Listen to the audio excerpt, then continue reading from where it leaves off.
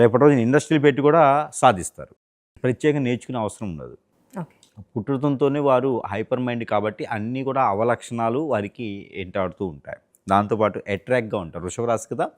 కొంచెము చూస్తానికి బాహుబలిలాగా అట్రాక్టివ్‌గా ఉంటారనమాట. ఈ అట్రాక్ట్‌గా ఉండడం ఏం లేదంటే ఎదుటి వారి యొక్క చూపు, నరదిష్టి, వారి యొక్క ఏదైతే ఉంటుందో అదంతా కూడా వీరి మీదకి ఉంటుంది. కానీ స్వతహాగా చాలా మంచివారు వీళ్ళు. హ్మ్.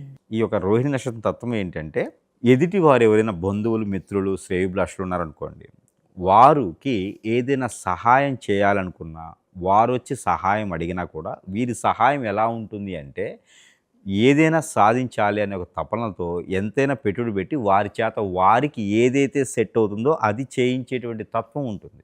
ఓకే. అది మళ్ళీ కూడా వాళ్ళొచ్చి సహాయం అడిగేటువంటి దానికైతే తీసుకొని రారు. ఎందుకంటే హ్మ్. వాళ్ళు కూడా బాగుండాలి అనేటువంటి తత్వంతో వారు ముందుకు వెళ్ళేదానికి చేస్తారు. అది వీరి యొక్క లక్షణం, వీరి యొక్క గుణం, వీరి యొక్క తత్వం, వీరి యొక్క ఆలోచన కూడా అలా ఉంటుంది.